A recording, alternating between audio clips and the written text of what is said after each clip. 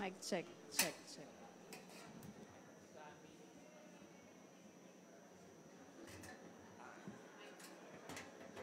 Psalms 118:24.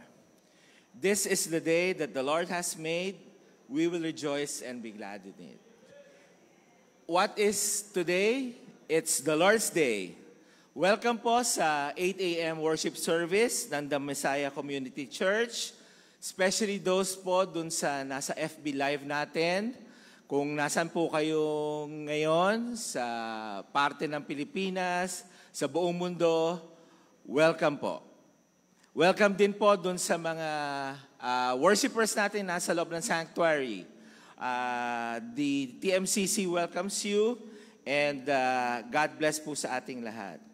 Ngayon po ay first Sunday ng November. So mamaya po meron tayong communion na pangungunahan po ng ating mga BOT and also, we would like to welcome, kung meron po tayong mga visitors today, meron po ba?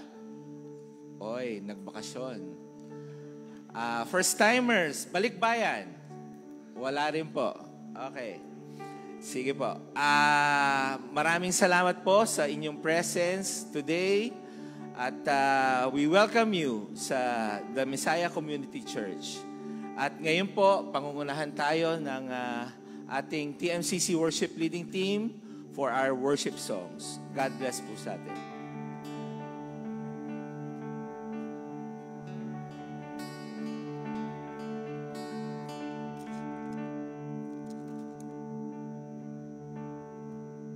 And good morning po. Ayan, let's all stand up. Hallelujah. Ayan. So, bigyan niyo naman po ng magandang ngiti yung katabi niyo. Sabihin niyo po, good morning. Ayan.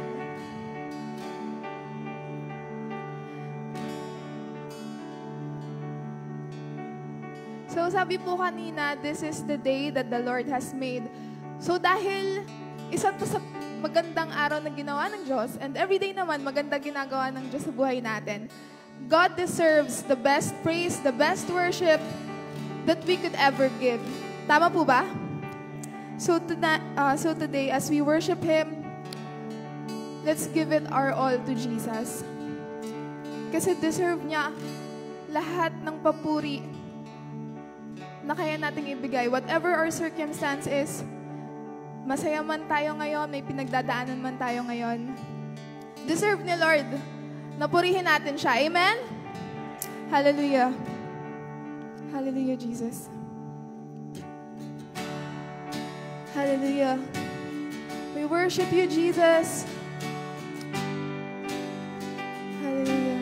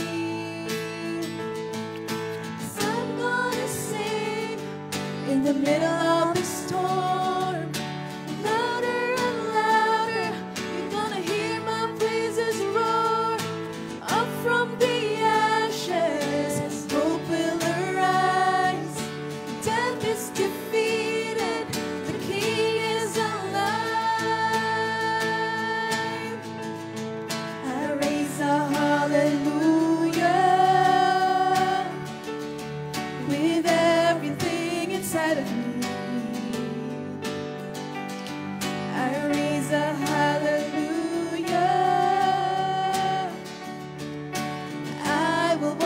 the darkness flee. I raise a hallelujah in the middle of the mystery. I raise a hallelujah. Fear you lost your hold on me. 'Cause I'm gonna sing in the middle of the storm. Louder and louder, you're gonna hear my praises roar. Up from the ashes, hope will arise. Death is defeated, the King is alive. Oh, I'm gonna sing in the middle of the storm. Louder and louder, you're gonna hear my praises roar. Up from the ashes, hope will arise. Death is defeated, the King is alive.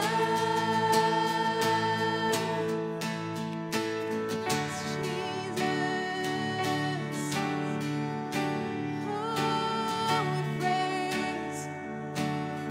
we praise you, Lord.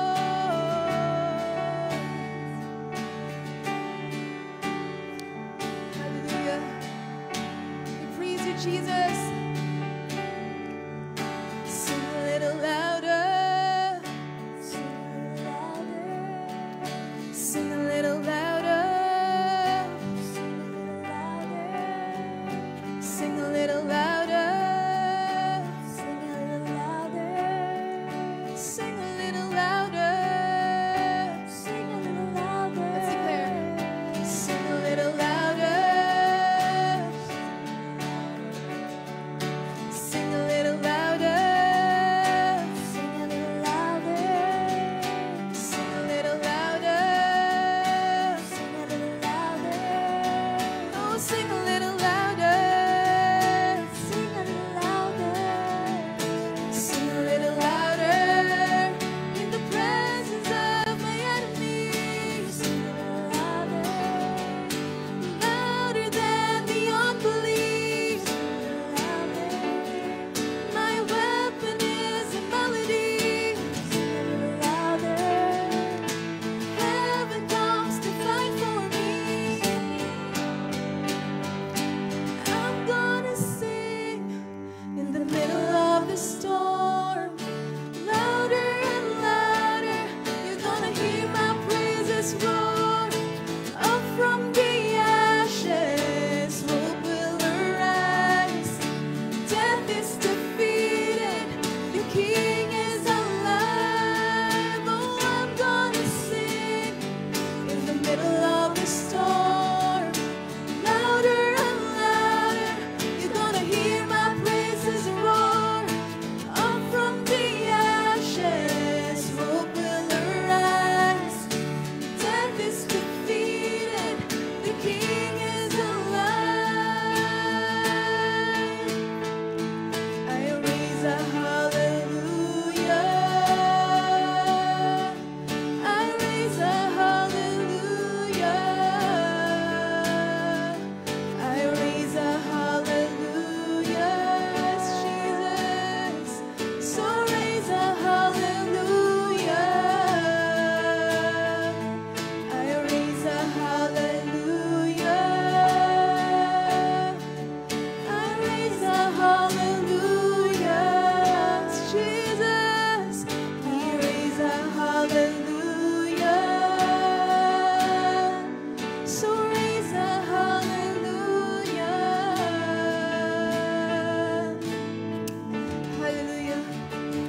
We praise your name, Jesus. You deserve all the praise, Lord. Hallelujah. We worship you, Jesus. Because we know you are in control, Lord.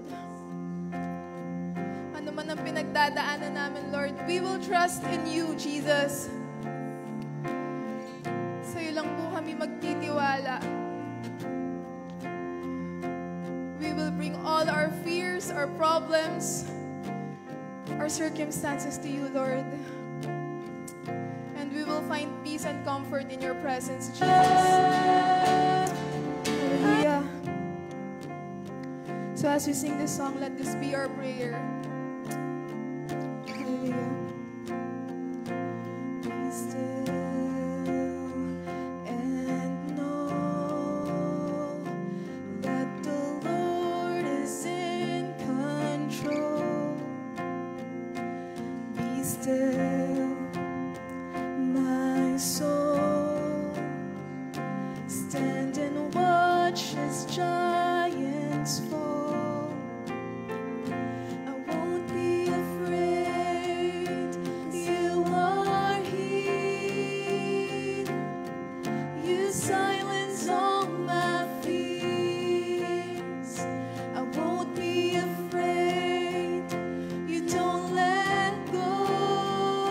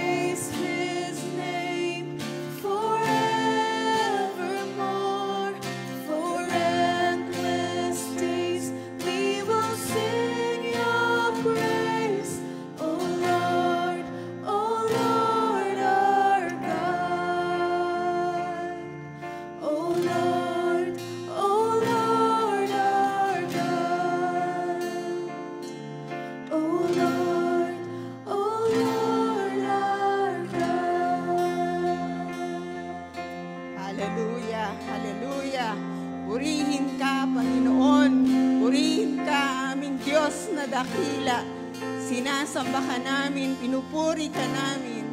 Sabi sa iyong salita, purihin si Yahweh sa banal na templo.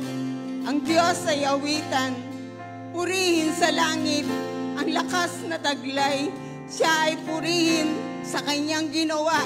Siya ay purihin sapagkat siya ay dakila. Purihin sa tugtog ng mga trumpeta. Awitan sa saliw ng alpa at lira. Sa tugtog ng tambol magsayaw, purihin.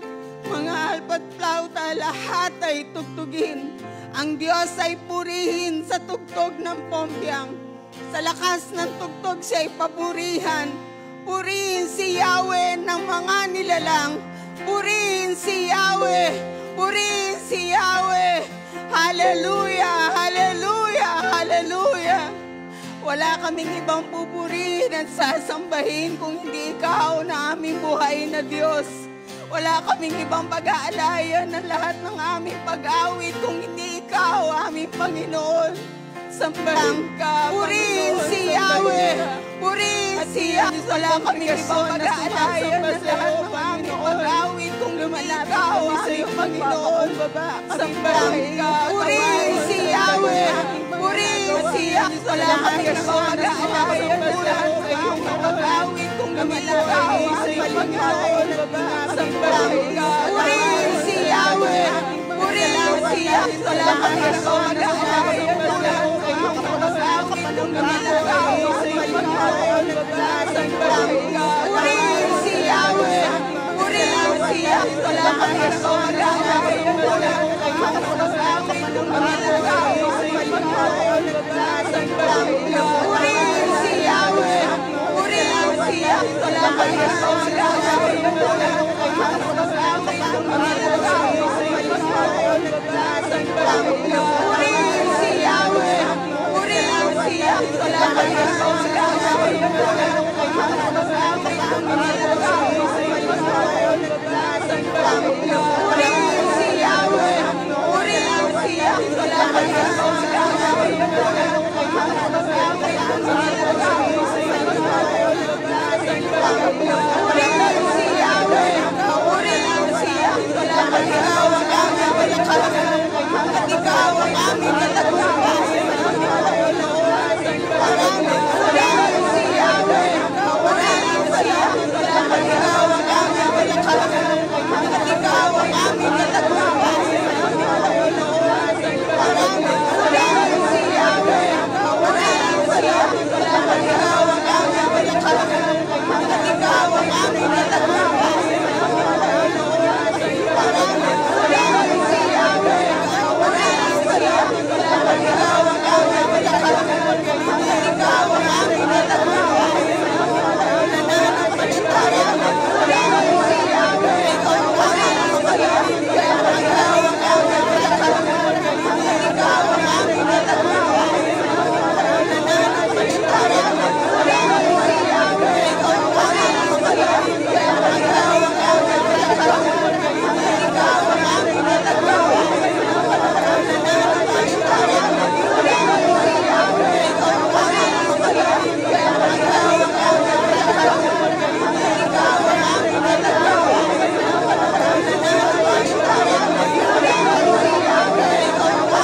Purihin mo po sa bawat isa ang karunungan na ito at ang kaalaman na ikaw lang din ang makapagkakaloob, O Lord.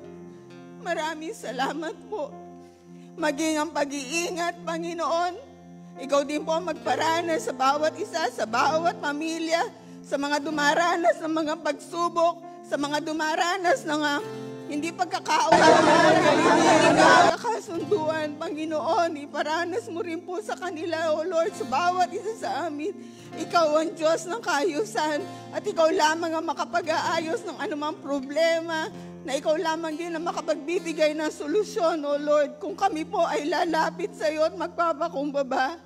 Paranas mo po sa bawat pamilya, sa bawat sambahayan, ang pag-ibig na nagmumula sa iyo, Panginoon. Hallelujah, hallelujah.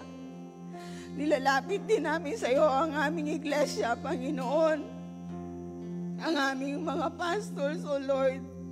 Dalangin po namin sa dami ng kanilang mga ginagawa sa kanilang mga pinaghahandaan, Panginoon, sa mga problema, sa mga dapat nilang ayusin. O Lord, Ikaw po ang sumama sa kanila. Ikaw din po ang mag-ingat sa kanila. Marami silang mga kinakaharap. Ikaw lamang ang nakakaalam, Panginoon. Tulungan mo po sila.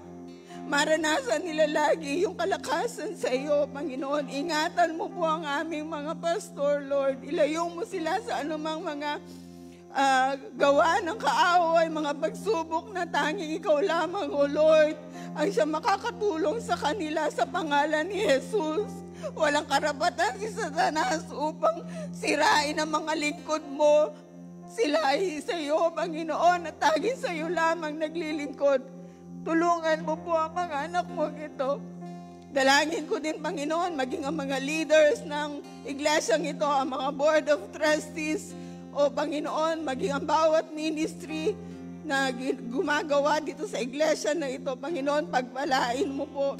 Iparanas mo po, Panginoon, ang pagpapala mo, ang karunungan na nagmumula sa iyo, Diyos. Ganon din sa darating na annual business meeting ng church na ito sa December. Panginoon, ngayon pa lamang nilalapit namin sa iyo, Lord. Bigyan mo po ito ng kaayusan at ng katuwiran na nagmumula din sa iyo, Lord. Ang gagawin na election sa mga pipiliin namin na para maging lingkod mo sa darating na 3 taon, Panginoon, Ikaw po ang maghahanda sa mga puso namin na lumapit sa iyo at hanapin at ipanalangin kung sino ang kalooban mo na iluluklok mo para po dito. Salamat, O Lord. Maraming salamat po. Pagpalain mo po ang TMCC, O Diyos. Maging ang NCCC, Lord. Salamat sa convention na ito na naidaos nitong mga nakaraang araw. Sa mga ginawa mo, Panginoon, sa convention na ito, nagpapasalamat kami dahil sa katapatan mo, sa pinaranas mo sa araw-araw na mga meetings, fellowship, at mga gawain, services na pinaranas mo ang iyong presensya, Lord. Salamat sa mga ginamit mong speakers, sa mga ginamit mong mga facilitators, at sa lahat-lahat, maging sa lahat ng dumalo, Lord, salamat. Maraming salamat. Ang dalangin po namin, ang pag-iingat mo po sa kanila, maging sa kanilang pag-uwi, Panginoon, makakarating sila na ligtas sa kanilang mga tahanan, sa kanilang mga pamilya. Salamat, O Lord. Ang lahat ng nangyari sa convention ay patunay na Ikaw ay tapat na Diyos na kumatagpo sa bawat isa sa kanila. Maraming salamat po, O Diyos. Purihin ka, purihin ka. Maging ang aming bansa, O Lord, ay nilalapit namin sa iyo. Ikaw po, Lord, ang aming pag-asa sa nangyayaring sitwasyon na ito ng aming bansa. Kalingain mo po kami, Panginoon. Minsan pa, kahabagan mo ang bansang Pilipinas, O Lord. Maranasan ka po namin. Ano man nangyayaring korupsyon, ano man nangyayaring pandaraya, o ano man hindi magandang mangyayari, Lord. Hindi kami matutuon sa ganitong bagay, bagkus lalo namin ilalapit sa iyo ang bansang ito na magkaroon ng pag-asa sa iyo, Panginoon. Tulungan mo ang aming bansa, tulungan mo ang aming gobyerno. Lord, makilala ka nila, maranasan ka ng bawat nakaupo, ano man ang posisyon nila, Panginoon, ano man ang kanilang ginagawa. Panginoong Jesus, tulungan mo silang maging tapat sa kanilang mga paglilingkod. Tulungan mo silang maging tunay na lingkod ng bayan, O Lord. Lingkod na may ginagawa, hindi lingkod na walang ginagawa, Lord. Tulungan mo sila na maranasan nila ang presensya mo, ang kaligtasan mo, at ang maging tapat sila sa kanilang mga ginagawang paglilingkod na ito. Salamat, O Lord. Purihin ka, purihin ka. Purihin ka, O Lord. At ang lahat po ng ito ay maingat namin inilalapit sa iyo at pinagpapasalamat sa aming Panginoong Jesus na aming tagapagligtas. Salamat po. Purihin ka. Amen. And amen.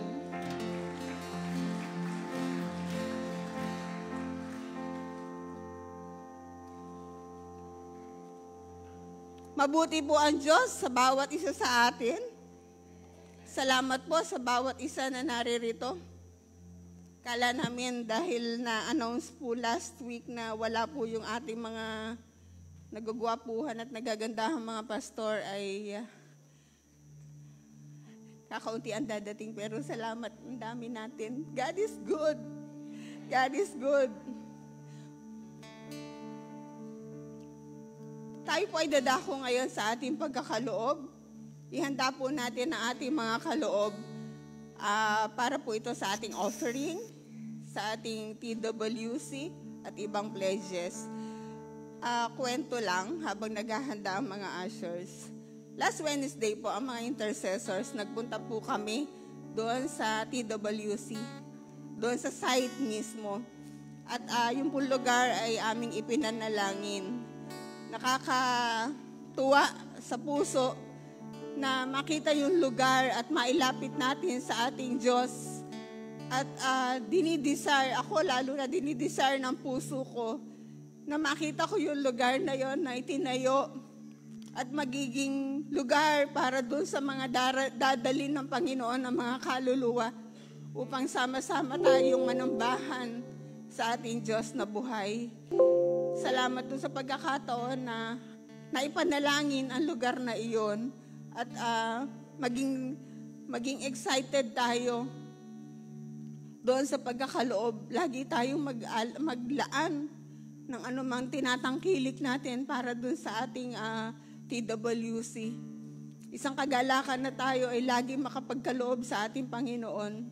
Bukod po doon sa ating offering, bukod po doon sa ating tithes, at mga pledges.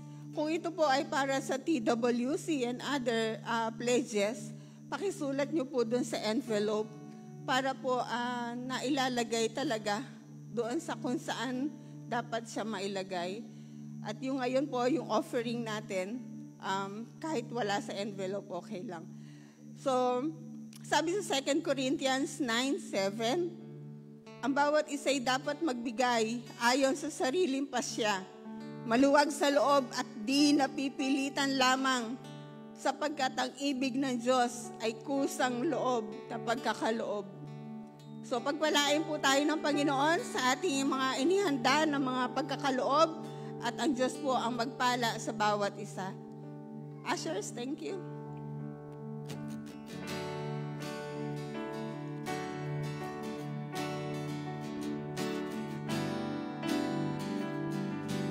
Yung pong tithes natin, mamaya po yun. Sa isang sobre din po. Dadalhin po natin yun dito sa harapan. Mamaya po yun.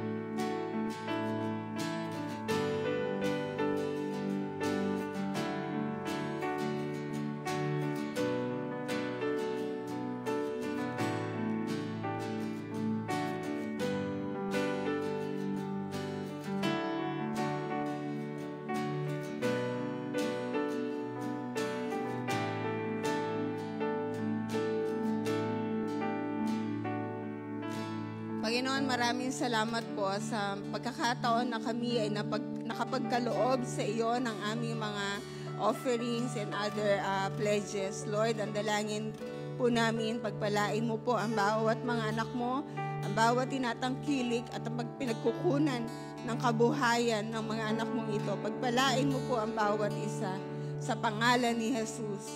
Amen.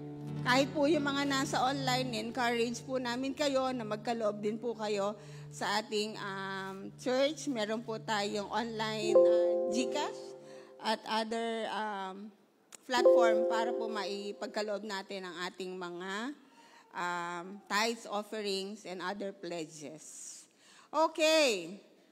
So, excited pa rin po ang bawat isa at sa pagkakataon po ito, tayo naman po ay makakarinig ng salita ng Diyos sa dadalhin sa atin ng isang loving husband, loving father, at higit sa lahat, isang mapagmahal na lingkod ng Diyos.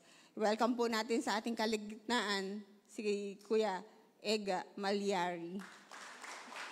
God bless you. Thank you, thank you.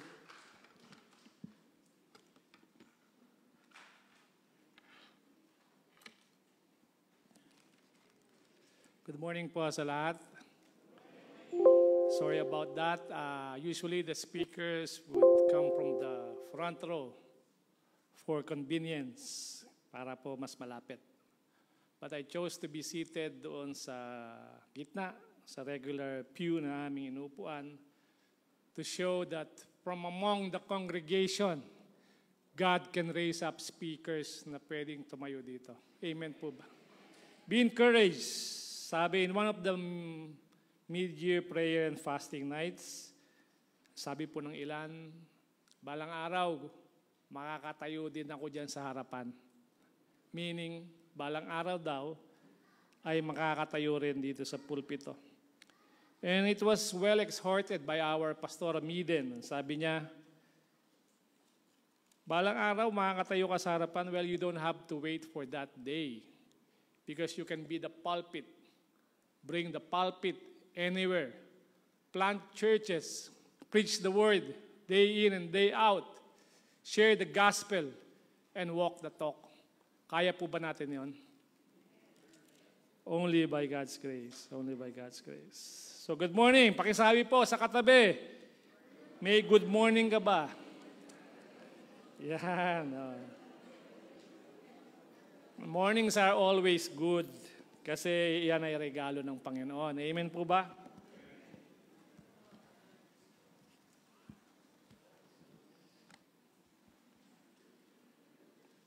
Ayun, sa wakas nagbukas din. Okay.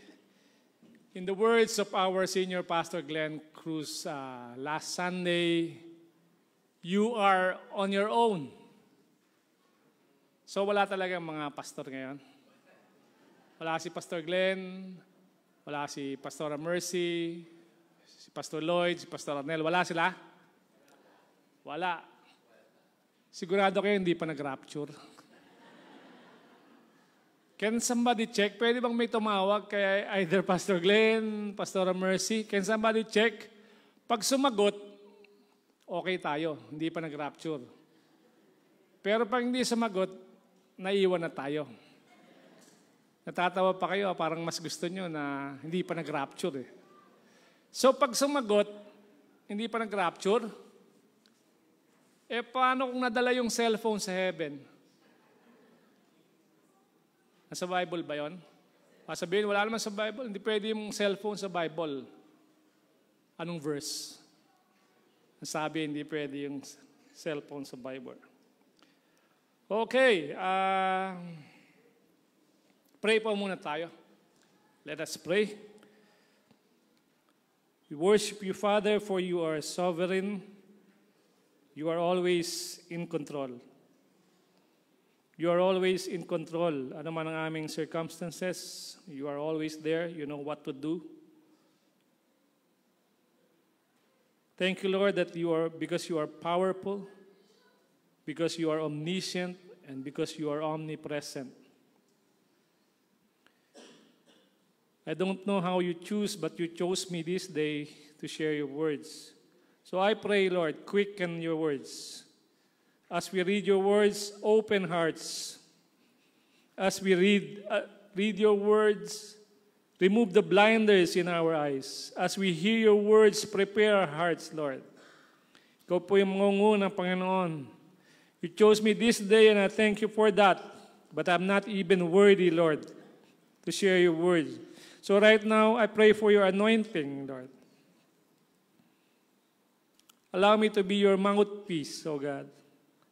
Please override my preparation, Panginoon, and speak forth, Almighty God. Thank you, Lord, for the opportunity. In Jesus' name, we pray. Amen, amen, amen. Okay. Kanina pa may mga technical glitches. Napunan nyo ba yung yung kanta masyadong malaki for the screen. Merong kumukontra. Ayan, good morning. Okay, next slide na tayo. Okay. When we open the book of Genesis, chapters 37 to 45, tell you that about the story of one of the most powerful stories of pain, betrayal, patience, and finally, restoration. Yan po ang ating readings for the week. Genesis 37 to 45. It is a story of how God can use one man to save a nation. Kahit gaano kasama ang sitwasyon, God is in control. It tells of the journey of Joseph from the pit to the prison to the palace. May animation niya. Ayan. It's the story of hope and restoration.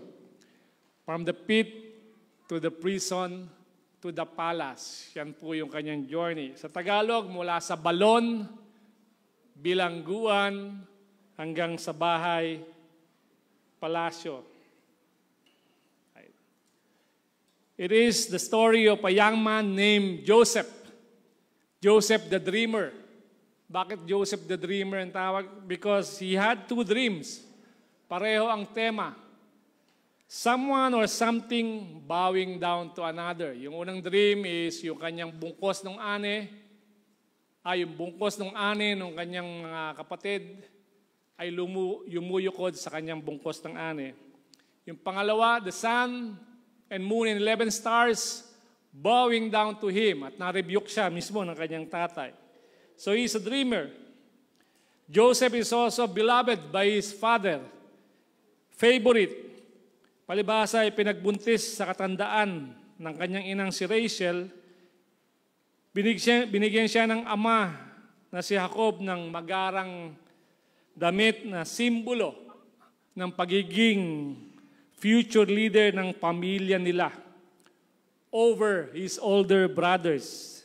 Kaya Joseph was hated by his brothers. Hated by his brothers to the extent that they plotted to kill him. Murder. Joseph was forgotten by men. Nakulong sa Ehipto, tumulong i-interpret ang panaginip ng cupbearer ng hari, umasa, nakalimutan. Maging yung mga kapatid niya sa pagdaan ng panahon ay nalimutan na rin si Joseph. But God remembered him because God is not forgetful and He is faithful. Amen po ba? God remembers you. He knows you. Many of us today can relate to Joseph. Maybe you've been betrayed. Maybe you've been through unfair situations. Nargabyado ka. Maybe you've been praying for restoration in your family, finances, or faith. Maybe you've been praying, Lord, ibalik mo po yung joy of serving you. Dati kang passionate sa paglilingkod sa Diyos, nabuhusan ng tubig at ng lamig. Slide. But the story of Joseph tells us God's plan may take time, but His purpose never fails. Sabi ni Job, no purpose of yours can be thwarted. And we all agreed because nothing and no one can thwart God's plan. Yung plan ng Lord, mangyayari. All His biblical prophecies nangyari at mangyayari. Joseph's story reminds us of at least 4 things. Number 1, God's plan still works when life falls apart. Kahit nagkakawindang-windang ang buhay, ang sitwasyon, ang circumstances, God's plan still works. Why? Because God is sovereign, meaning He is always in control. Si God lang ang may kaya niyan. Tamang timpla ng power at purpose. Bakit kanyo? You may be powerful, but if you don't have purpose, wala rin. Nasa posisyon ka, maimpluwensya ka, pero ano ang purpose mo? Magkamal ng limpak-limpak, ng kahon-kahon, garahe mo pa lang 2,000 square meters na, and for what? Treasures on earth, temporary, brothers and sisters. Genesis 37:23-24 tells us, so when Joseph came to his brothers, they stripped him of his robe, and they threw him into the pit. Sabi sa Tagalog, siya inhulog sa isang tuyong balon. Matagal ko pong ini-imagine yan, nihulog sa tuyong balon. Iningatan kaya yung paghulog o basta inlalaglag na ganon? Malamang nabalian pa si Joseph. No? Kasi sabi tuyong balon, walang tubig. So, ang sakit siguro nung nangyari kay Joseph. But Joseph was not thrown into that pit because he did something wrong. He was thrown there because others were jealous of him, his own brothers. Church, jealousy kills.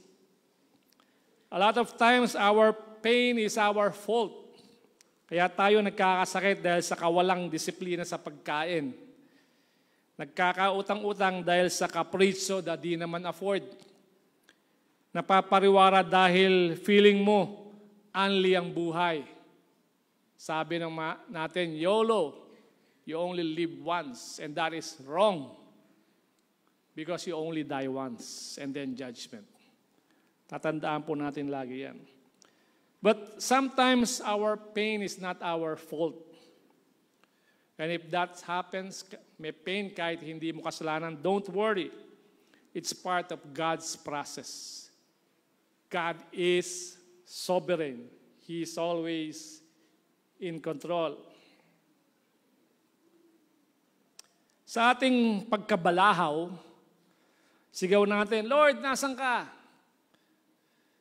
Balahaw. Alam niyo ba yung salitang balahaw? Ang lalim, no?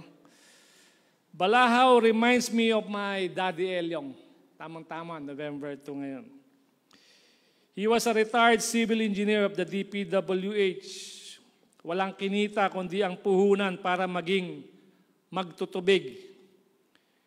Legit, delivery ng tubig galing sa mga deep well saan man may umorder by means of ilang pirasong delivery trucks. Minsan yung mga trucks, lalo na pagtag-ulan, nababalahaw. Di kailangan malalim ang hukay para mabalahaw. Basta yan ay putik at ang paligid ay basang damo, mababalahaw ka na. No way na makaalis ka hanggat walang humihila o nagtutulak para makaalis ka doon sa balahaw. Kahit 4 inches lang yung lalim ng balahaw. Pag mabigat ang karga ng truck, hindi makakaalis. So yun po yung balahaw, mas mababaw kaysa doon sa balon na pinaghulugan kay Joseph. Yung pong balahaw, sumasalamin sa dati kong buhay. Balahaw, kailangan ng Savior. Di po ako nahihiyang ipagsabi, buti na lang pinulot ako ng Diyos sa putikan. Kasi hindi po ako makaalis doon. And truthfully, ayaw kong umalis doon sa putikan. But God is faithful and He is in control. In your pit moments, we question God. But God is never absent. Even when He is silent, He is still working. Joseph's pit was not his ending. It was his starting point for God's greater purpose. Yung balon mo ngayon can be God's pathway to your future. Kung ikaw'y nabalahaw ngayon, just keep praying because that is God's pathway to your future. Kahit anong hukay ng kahirapan, kapag kasama mo si Lord, may pag-asa. Ang kahirapan in this case is not limited sa kasalatan sa pera o material na bagay. Maaaring ito ay kahirapan mag-commit sa pagbabahagi ng salita ng Diyos, kahirapang makisama even sa mga ka-church, ibang aspeto ng kahirapan. Number 2, Joseph's story reminds us that God's presence is our anchor in every season. Kahit anong panahon, God is our anchor. His presence is our anchor. Panahon lang yan, mga kapatid. Anong season nyo ngayon? Tagsaya, taglungkot, malakas ka ba? Kondisyon ng katawan mo, o nangihina, or discouraged? Well, let God be your anchor. Kasi God has no off-season. Walang day off si God. Walang vacation leave. He will never leave you nor forsake you. Let me repeat that.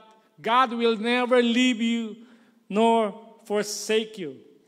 Kahit anong season.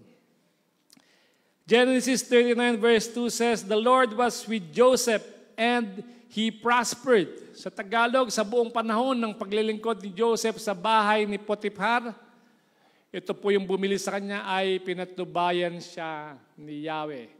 Minsan ba pinatubayan siya? Pero ang sabi, sa buong panahon. Okay. After the pit, mula sa pit, came slavery. Joseph was sold twice. Imagine nyo gano'ng kasakit yun. Binenta ka 2 beses. First to the Ishmaelites by his own brothers. Then to Potiphar, the captain of the guards. Si Joseph ay mistulang kalakal. Ano kaya ang pakiramdam ng isang alipin na ginagawang kalakal nung araw?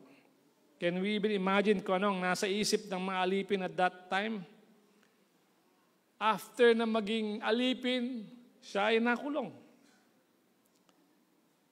But in every place, the Lord was with Joseph. Sa balon ba yan? Sa bilangguan ba yan? The Lord was with Joseph.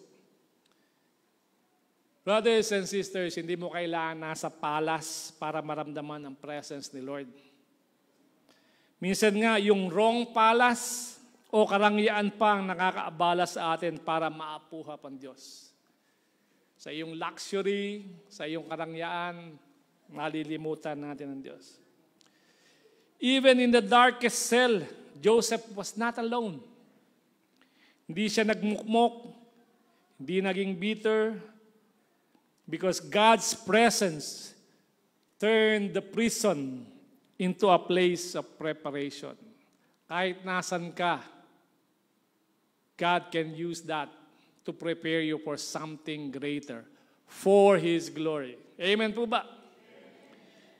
Maybe you feel like you're in a prison today, stuck, limited, forgotten. But God's presence in your situation is more powerful than your situation itself. The same God who was with Joseph is with you right now. The same God who was with Joseph is with you right now. The God of Joseph is with sick brethren right now. The God of Joseph is with suffering children and babies right now. God is making a way. God's presence doesn't always change our circumstances immediately. But it changes us so we can handle the circumstances. Pag nag-pray ka, hindi instantly nababago yung circumstansya. Pero ang mahalaga doon, inahanda ng Lord ang ating puso para ma-handle natin yung kung anumang situation. Number 3, Joseph's story reminds us that God's timing restores what people took away. God's timing restores what people took away. Brothers and sisters, ano ang ninakaw sa'yo? Nino man. Pera, pagkakataon, reputasyon, legacy, dignidad, o galak. Church, kung sino man ang nagnakaw ng anuman sa inyo, ang Diyos ang makayang magbalik nito. Trust in Him. Huwag tayong maglala kung sino ang nunumakaw sa atin ng anuman. Because God is sovereign and He is able to bring back what you have lost and what others stole from you. Because He is always in control. Sabi sa Genesis 41:41, sa Paraon ang nagsasalita, I hereby put you in charge of the whole land of Egypt. Ano ba sa Tagalog? At ngayon, nilalagay kitang gobernador ng buong Ehipto. Hindi ko yata nabasang nangampanya si Joseph. But sabi ni Pharaoh, I hereby put you in charge of the whole land of Egypt. After years of waiting, suddenly, everything changed. One day, Joseph was in prison. The next day, he was in the palace. God is in control. That's how quickly God can turn things around. So ano man yung sitwasyon mo, in an instant, God can turn things around because He is in control. When God says it's time, no man can stop your promotion, no man can stop your healing, and no man can stop your restoration. When God says, it's time. Maybe you've been waiting too long. Parang walang nangyayari, walang galawan. But remember, God's delays are not God's denials. Can we say it all out loud? God's delays are not God's denials. May nangyayari. He's preparing the palace while you're learning in the prison. Okay? He's preparing the palace while you're learning in the prison. Kaya lang, ito yung tanong. Natuto ka na ba? Tumalima ka na ba? Sumunod ka na ba? Okay, dapat matuto tayo habang inihahanda ni Jesus yung palace. God's timing is perfect.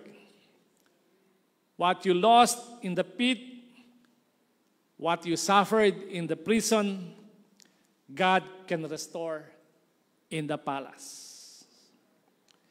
And lastly, Joseph's story reminds us that God's purpose restores relationships and hearts. God's purpose restores relationships and hearts. Hope and restoration. Hope and restoration is a matter of the heart. It's a matter of the heart. Ultimately, it's about our relationship with God and with each other. God gave us hope. He gave us our blessed hope in Jesus. Amen po ba? In Christ, we have the blessed hope. And who will restore us eventually? Si Jesus then. So hope and restoration is in Jesus. Genesis 45:5 says, Joseph said to his brothers, sa Tagalog ko na lang babasahin muna, humarap na sa kanya yung kanyang mga kapatid dahil nagtaggutom sa lahat ng mga bayan. Pero dahil matino itong si Joseph na gobernador, nag-prepare siya for the famine. So ngayon, dumarating yung kanyang mga kapatid, gustong bumili ng mga grains para sila hindi mamatay sa gubat. Sabi ni Joseph, huwag na ninyong ikalungkot ang nangyari. Huwag ninyong sisihin ang inyong sarili sa ginawa ninyo sa akin. Ang Diyos ang nagpadala sa akin dito upang iligtas ang maraming buhay. Is God in control? Binalak patayin, ibinenta. Pero ano nangyari? Ginamit ng Diyos to show His glory. Sabi sa English, do not be distressed or angry with yourselves because you sold me here. For God sent me before you to preserve life. And I think this is the most beautiful part of the story because it talks about restoration. Joseph forgave the very people who betrayed him. Ang maganda rito, Joseph didn't wait till they asked forgiveness. Basahin nyo uli sa bahay. Hanapin nyo kung humingi ng tawad yung mga kapatid. Hanapin nyo kung hinintay niyang humingi ng tawad yung mga kapatid. Joseph didn't wait till they asked forgiveness. Bakit kaya pwedeng gawin ni Joseph yun? Magpatawad kahit hindi nagsosorry. Because Joseph understood the bigger purpose. Mga kapatid, yung reaction natin ay salamin ng ating relasyon sa Diyos. So ikaw nakakapagpatawad kahit hindi nagsasorry yung tao. You trust in God's bigger purpose. You know that He is sovereign and He is always in control. God has a bigger purpose beyond the pain. And Joseph saw God's bigger purpose behind his pain. Masakit, yung pinagdaanan niya. Pit, prison, and ultimately the palace. Restoration is not just about success. It's about healing the heart. Maybe there are relationships in your life that need restoration. I'm sure meron. Like Joseph, you may need to say, I forgive you. God has a bigger plan. Can we plan to do that sa ating mga relationship? Can we plan to say, I forgive you. God has a bigger plan. Diba? Kasi na-address yung heart concern mo. Forgiveness is the door to restoration. Next slide, please. Forgiveness is the door to restoration. Meron pa ba akong next slide? Yan. Forgiveness is the door to restoration. We want restoration to happen. We have to forgive. Why? Because when we release others from their sins, God releases us into His peace. Pag nag-forgive ka, yung peace that passeth all understanding will envelope your heart. So to wrap it up, Joseph's story reminds us of 4 things. Number one, brother. Ayan, technical please. Ano naman? Joseph's story reminds us of 4 things. 1, God's plan still works even when life falls apart.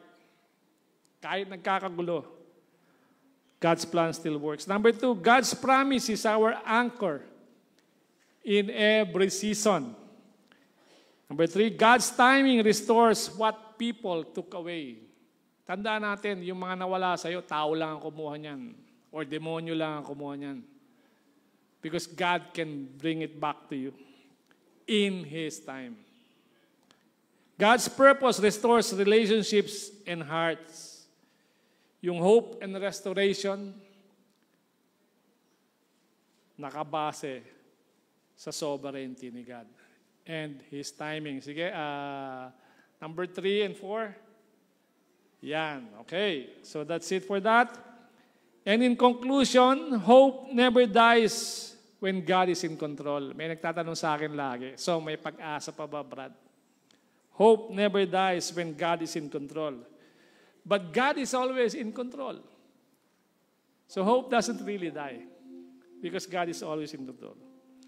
Joseph's journey teaches us from the pit, God develops your faith. In the prison, God shapes your character. In the palace, God fulfills His purpose. Whatever stage you're in, don't lose hope. God can turn your pain into purpose, your tears into testimony, and your breakdown into breakthrough. Final encouragement, brothers, if you feel broken today, remember, Joseph's word in Genesis 50, verse 20. You meant evil against me, but God meant it for good. Parang katumbas nung Romans 8:28, and we know that in all things, God works for the good of those who love Him and who have been called according to His purpose. Brothers and sisters, TMCC, your story isn't over yet. Hope is alive.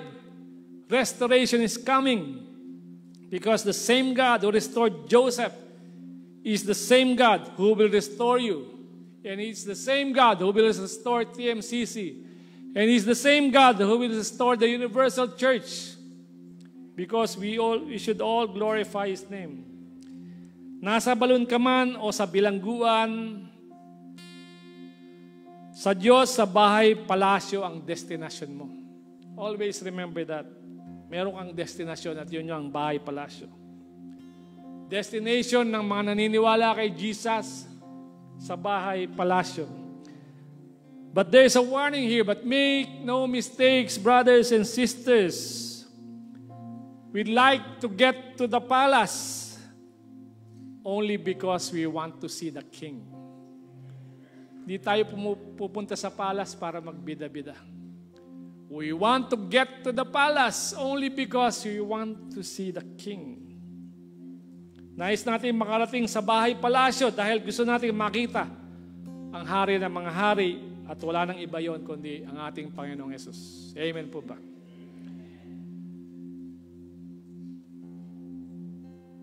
Kung yan ang nais mo, makilala ang hari ng mga hari, walang iba kundi ang Panginoong Hesus na ating pagligtas.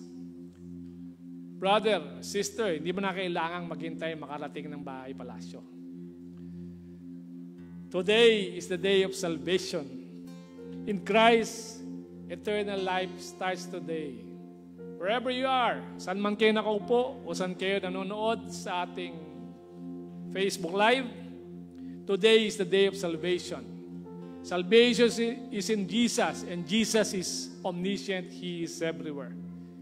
Naririnig niya po tayo, and He is in control.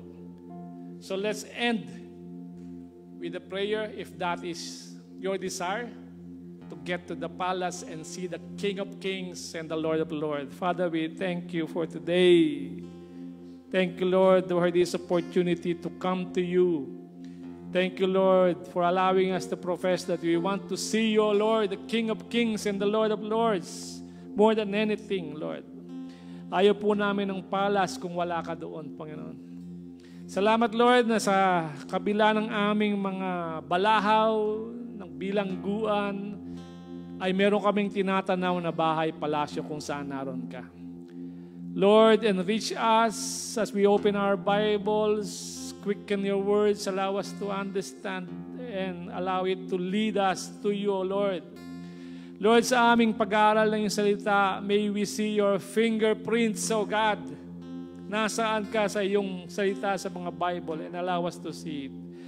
Lord, minsan mayroong takip yung aming mga mata. We are blinded by the situations. But Lord, right now, you are telling us, may pag-asa, Panginoon, because Jesus is our blessed hope.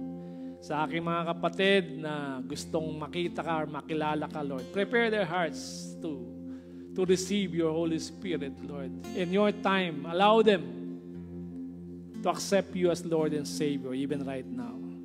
Thank you for this opportunity. Thank you for the message. In Jesus' name we pray.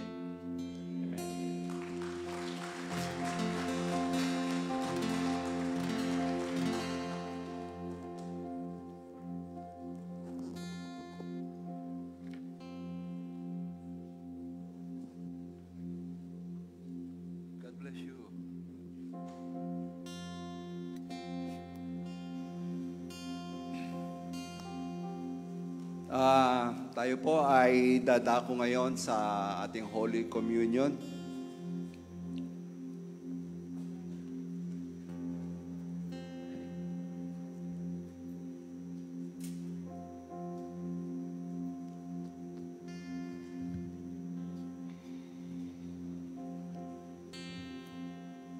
Ang hapag ng Panginoon o Holy Communion ay isang taimtim na pagpapahayag ng kamatayan at muling pagbabalik ng ating Panginoong Hesukristo. Isang pagpapaalala sa kagandahang loob ng Diyos sa pamamagitan ng Kanyang mabiyayang pagpapatawad sa ating mga kasalanan.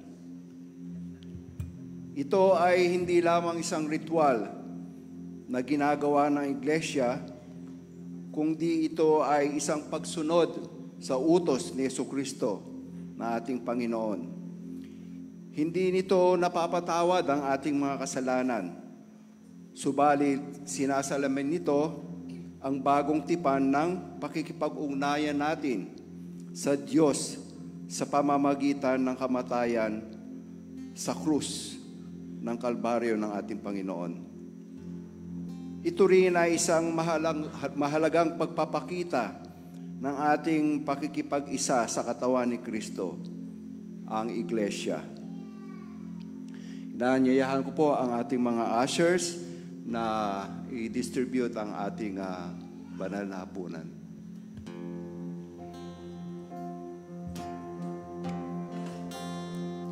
I cast my mind to Calvary, where Jesus bled and died for me. I see His wounds, His hands, His feet, my Savior on that cursed tree.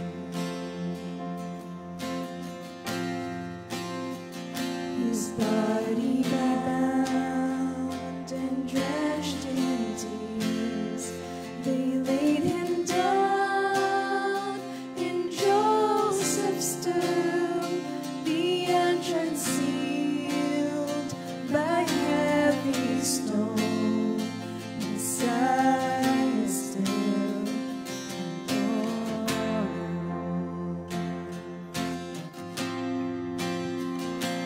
Oh, praise the name of the Lord our God. Oh, praise His name forevermore. For endless days we will sing Your praise, O Lord our God. Then on the third, at break of dawn, the Son of Heaven rose again. O trampled death, where is your sting? The angels roar for Christ the King. Oh, praise the name of the Lord our God. Oh, praise His name forevermore. For endless days we will sing Your praise, O Lord our God. Oh, praise the name of the Lord our God. Oh, praise His name forevermore. For endless days we will sing Your praise, O Lord our God.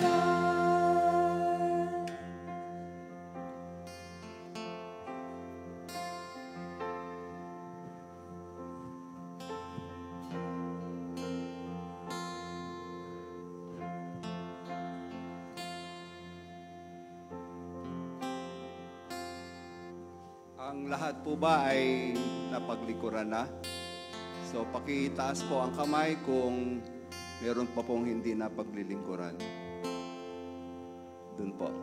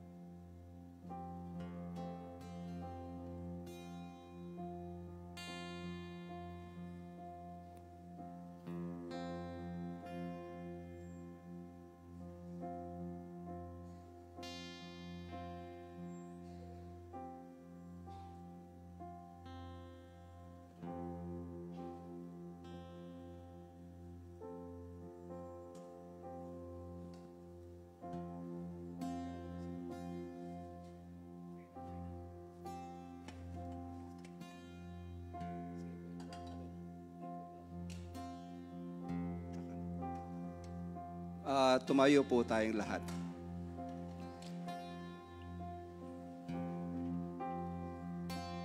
Tayo po ay manalangin. Panginoon naming Diyos, lubos ang aming pasasalamat sa inyong kadakilaan, pagmamahal sa amin, Panginoon. Sa kabila ng aming mga kasalanan, ginawa mo kami iyong mga anak sa pamamagitan ng pagkamatay ni Jesus sa krus ng Kalbaryo para sa ipagpapatawad ng aming mga kasalanan. Dalangin po namin na sa aming pagtanggap sa simbolo ng katawan ni Jesus na nabayubay sa krus, patuloy po ninyong pag-alabin ang aming puso sa pagpupuri sa iyo. Pagpalain mo po ang simbolong ito upang ito'y maging pagpapala sa amin sa pangalan ni Jesus. Amen.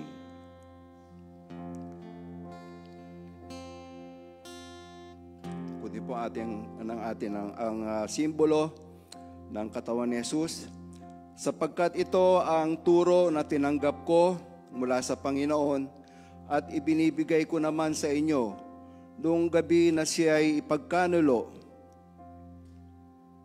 Ang Panginoong Jesus ay dumampot ng tinapay, nagpasalamat at pinagpira-pira sa iyon at sinabi, "Ito ang aking katawan na inahandog para sa inyo. Gawin ninyo ito bilang pag-alaala sa akin." Sabay-sabay po nating tanggapin ang simbolo ng katawan ni Kristo.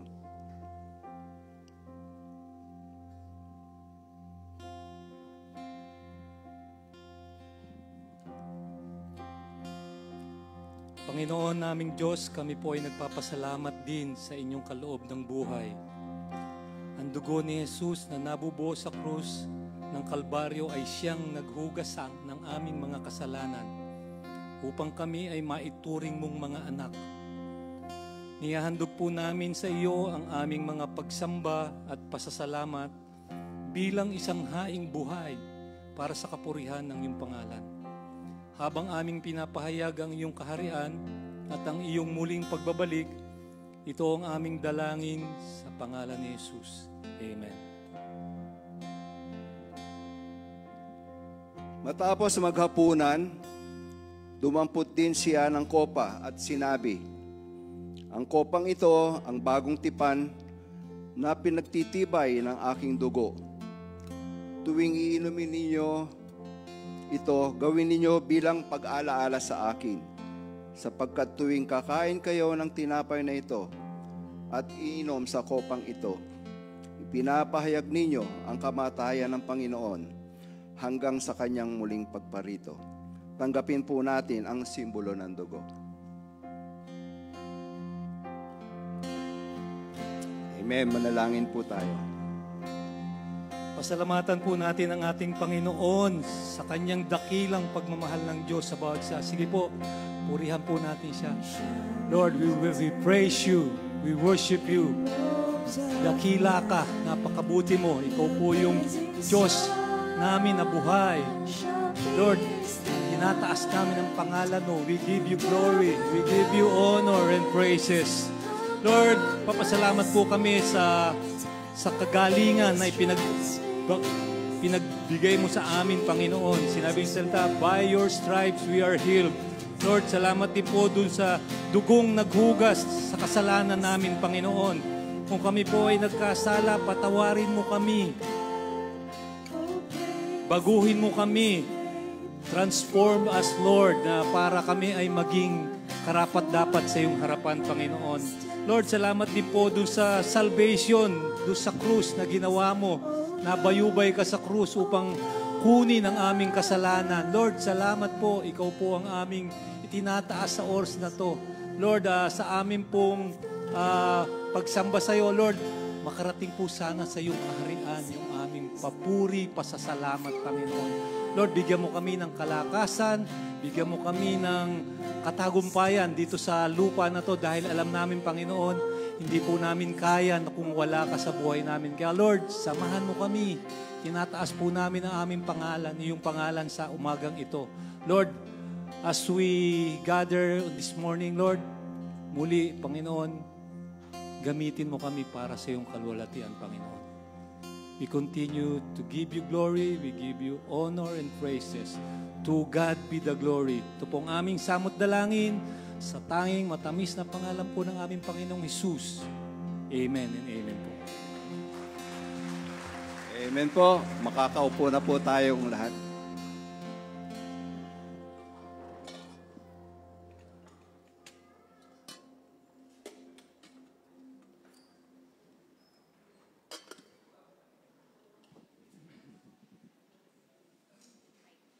Hindi ko alam, si Ate Dolor. Ate Dolor.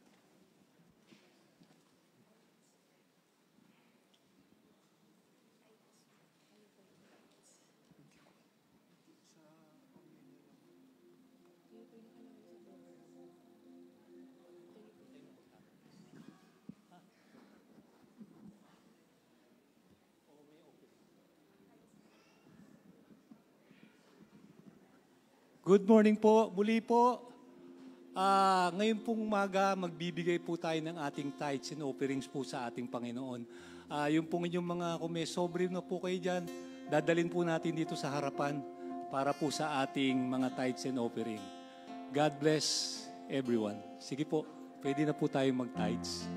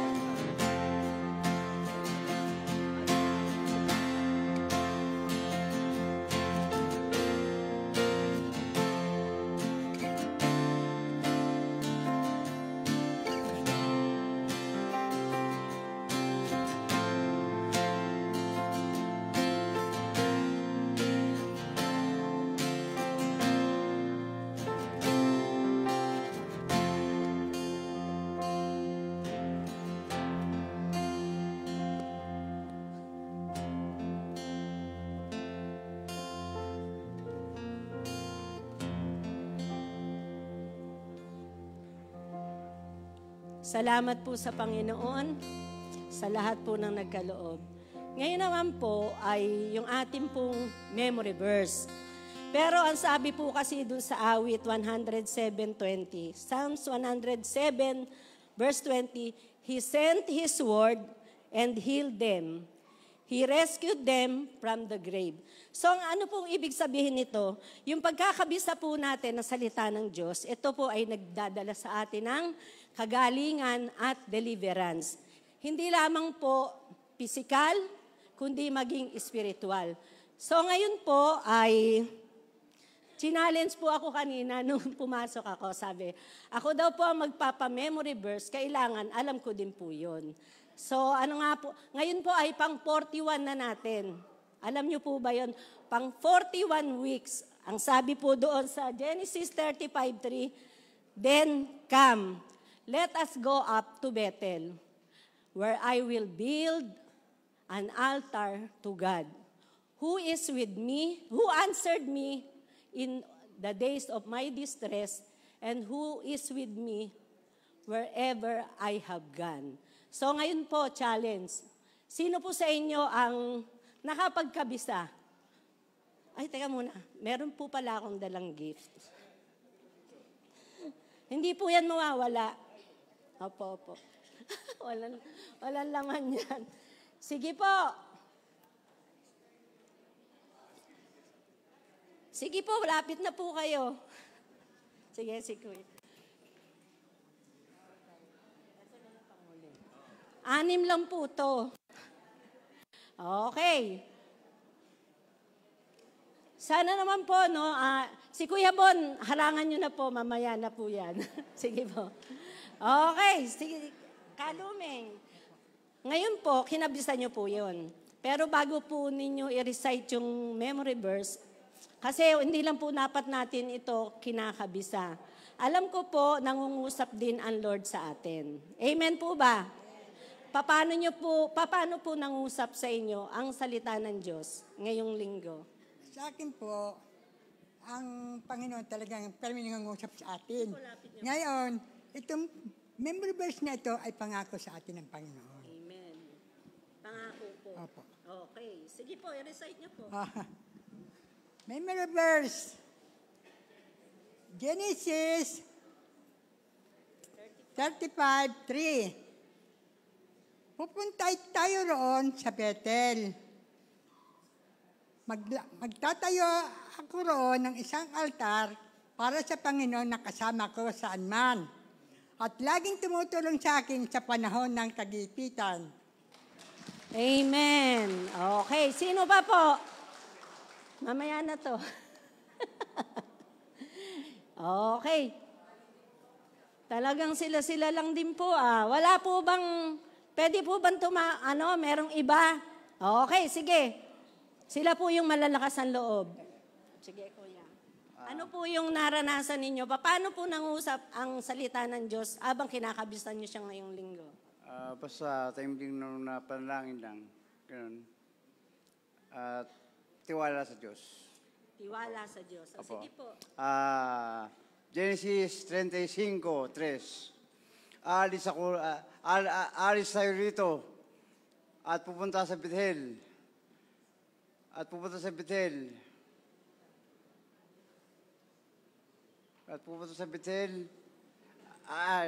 magtatayo ako roon ng altar para sa Diyos. Nakasama ko saan man at laging tumutulong sa akin sa panahon ng kagipitan. Sige po. Meron pa po ba? Meron pa pong 4. 3 na lang kasi nandito na si Kuya Bon. Meron pa po ba? O Kuya Victor, di ka pa lumalapit. Baka daw may iba pa. Nasaan si Ate Lorna? Wala ba si Ate Lorna? Sila po. Magandang umaga po sa inyong lahat. O yung muna, ano yung pangungusap Question and answer pa? Oo. Always, maganda blessing sa akin ni Lord, timing sa buhay ko. Maraming salamat po kay Lord. May work na ako sa Mercs. Amen po. Kaya 2 weeks na po ako nawala. Maraming salamat po kay Lord. Napakabuti niya sa akin. Genesis 35:3. Aalis tayo rito, pupunta tayo sa Bethel. Magtatayo ako ng altar para sa akin Diyos, nakasama ko, saan man at lagi tumutulong sa akin sa oras ng kagipitan. English? Okay, wala na po ba? Ibibigay na po natin kay Kuya Bon. Okay, talagang wala pong nagkabisa, no? Okay, take it away, Kuya Bon. Sige. Ano naman ngayon? Ito po kasi, habang nandun sa gate, talagang nakikita ko po yan. Talagang dedicated sa trabaho at talagang nagkakabisa ng salita ng Panginoon. Paano mo naranasan ang salita ng Lord? Paano siya naging buhay sa iyong buhay ngayong linggo? Yung pangako niya na sa araw ng kagipitan ay lagi siyang tutulong sa atin. At ito na po yung verse. Alis tayo. Pupunta tayo sa Bethel. Alis tayo, pupunta tayo sa Bethel. Magtatayo ako roon ng altar para sa Diyos. Nakasama ko saan man. At laging tumutulong sa akin sa panahon ng kagipitan. English po. Genesis 35:3. Then come, let us go up to Bethel, where I will build an altar to God, who answered me in the day of my distress, and who has been with me wherever I have gone. Amen. Praise the Lord. Ang sabi ni Kuya Bon, pangako po. Kaya dapat po kinakabisa po natin. Dahil nga ang salita ng Panginoon ay buhay at makapangyarihan. Yan po ang ipapaalala niya sa atin sa panahon ng ating mga kagipitan. So bago po tayo manalangin ay Salamat po. Tinatawagan ko po si Abigail, si Mary Ann de la Torre. Pakitayo po, i-welcome po natin siya. Welcome po sa ating gawain. Siya po ay inimbita ni Abigail Caballero. Sige po, tayo pong lahat ay tumayo at manalangin. Ay, ngayon, sorry po pala, may bago pa pala memory verse. Upo po muna tayo uli. Sorry po, kinakabahan eh. Okay po, ito po ang ating pang 42. 42 na ating memory verse. Hebrews 13:6. Nako, yan po ay pinanghahawakan namin. Yan po ay memory verse ng aming family. So, ang sinasabi po, sige po, basahin po natin. So we say with confidence, the Lord is my helper. I will not be afraid. What can mere mortals do to me? Sa Tagalog po, kaya't ang malakas ang loob nating masasabi, ang Panginoon ang tumutulong sa akin, hindi ako matatakot. Ano ang magagawa ng tao, sa akin ng tao? Pangawakan po natin yan. Talagang napakagandang pangako ng Panginoon. So, tayo pong lahat ay tumayo. Tayo po ay manalangin para sa ating panghuling panalangin. Dakilang Diyos, nagpapasalamat po kami sa buhay na salita mo sa amin. Nawa, Panginoon, ang mensahe na ipinadala mo sa pamamagitan ng aming kapatid na si Brother Ega. Makita namin, Panginoon, from pit to prison to palace, Panginoon, na ang dakilang plano mo para sa bawat isa sa amin ay hindi po ito kayang hadlangan ng anumang sitwasyon ng aming buhay. Kagaya rin, Lord, na sinabi niya, tumawag ka, Panginoon, ng mga lingkod mo. Hindi lamang yung nasa unahan, kundi maging yung nasa gitna, yung nasa dulo. Tumawag ka, Panginoon, ng mga manggagawa, lalo, Lord, sa mga kabataan. Higit sa lahat, sa paghayo, dalangin namin, Lord, sama-sama kami, Panginoon, na maglilingkod sa iyo mula dun sa pit, papunta doon, Lord, dun sa palace na kung saan nandoon ang banal na presensya mo. Dahil ito po, Lord, kaya po kami nagpapatuloy sa bawat araw ng aming buhay. Nais naming makasama ang banal mong presensya. Taas po natin ang ating mga kamay. At ngayon, Ama, tinatanggap po namin ang dakilang pag-ibig mo at ang kaligtasan na nagmumula tangi sa aming Panginoong Hesukristo, ang pakikipisan, ang pag-iingat at paggabay sa amin ng banal na Espiritu. Ito ang maranasan ng bawat isa sa amin hanggang sa makita ka namin na mukhaan. Patuloy ka namin itataas sa aming mga buhay. Patuloy na ikaw lamang ang mapapurihan. Ito po ang aming panalangin na may pasasalamat sa pangalan ng aming Panginoong Jesus. Amen, amen, and amen. God bless you po, bawat isa. Pahabol pong announcement. Alam ko po, malulungkot kayo. Wala pong Sunday school ngayon. Ay, nagkamali ako. Kala ko malulungkot kayo. Natuwa pala. Okay po, God bless po sa lahat.